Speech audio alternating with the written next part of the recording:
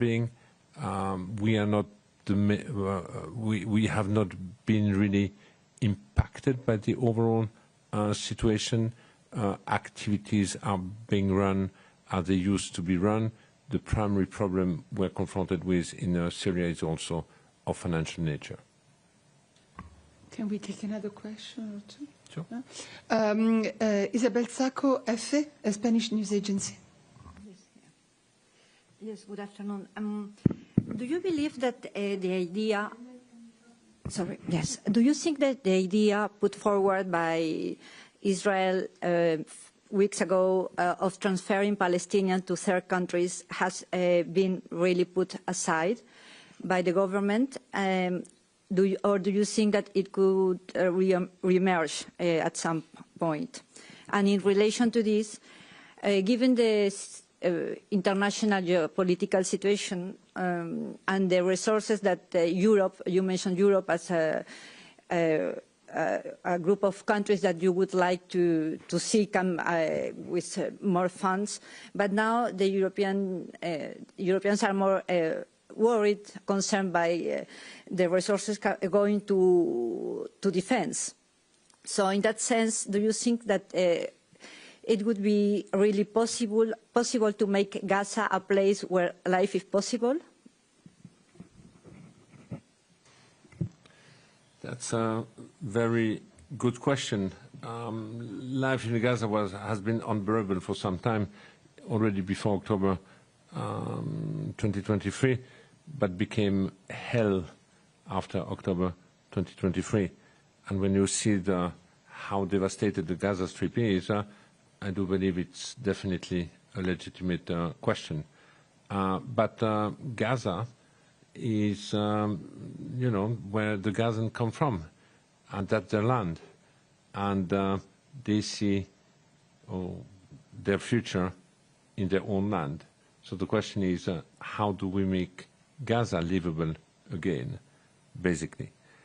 Are the plan to transfer people outside? No, they are never completely outside. They bump up. There are certainly members in the government who basically hope that such a plan or agenda be implemented or fully implemented. But we all know what that would mean. Forced transfer. Forced transfer is cleansing, an ethnic cleansing of a population. So I really hope that what has been now proposed by the Arab state, endorsed by the Arab League, endorsed by the OIC, will become the alternative plan, because through this plan, that means also we keep the unity of the future of a Palestinian state. I'll take a last question there. Can you please introduce yourself? Yes, thank you. Yes, thank you very much. My name is Satoko Adachi from Yomiuri Shimbun, a Japanese newspaper. Could you give us your observation of how the Palestinian people are affected by the Israel is doing in the region, given the fact that there is a blockade of humanitarian aid in Gaza and intensified campaign aiming at the annexation of the West Bank, and then also there is a violation of the ceasefire in Lebanon, and then also de facto annexing a large part of southern Syria?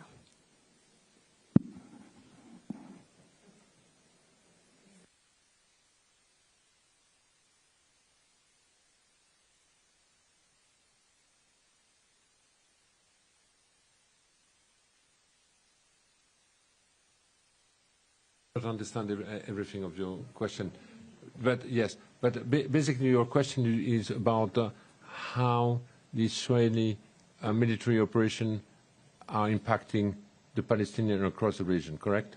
Yeah. I described what's going on in the West Bank. We have seen one of the longest security operations taking place since the Second Intifada. We have seen the largest displacement of population since 1967. What's being what's unfolding in the West Bank is unfortunately completely overshadowed by the situation in Gaza or elsewhere.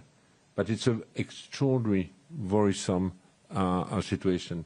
We have also, by any account, by the means being involved for this security operation, we have seen for the first time since the Second Intifada tanks reappearing in refugee camps, for example. And then I described about Gaza. When it comes to Lebanon, the Palestinian refugees have not been the most affected by the war, except that they suffer of their unique situation, their socio-economic situation, because they are not integrated in the economy in Lebanon. And the Palestinian refugees have basically no real alternative beside an agency like ours, and they are highly reliant. When it comes to Syria, the Palestinian refugees have not really been central in any of the development we have observed over the last few months. We have been more in the periphery, and that's the reason why our operation have basically continued almost uninterrupted. Philippe, thank you very, very much. Let's conclude here and give you a little bit of a rest after this very intense afternoon. I'd like to thank everyone for having followed this press conference, and above all, Commissioner-General Lazzarini for coming and briefing the Geneva press. Please, Philippe, come back again anytime. We will be happy to have you here. Thank you very much to everyone, and have a nice evening. Thank you. Merci à toi.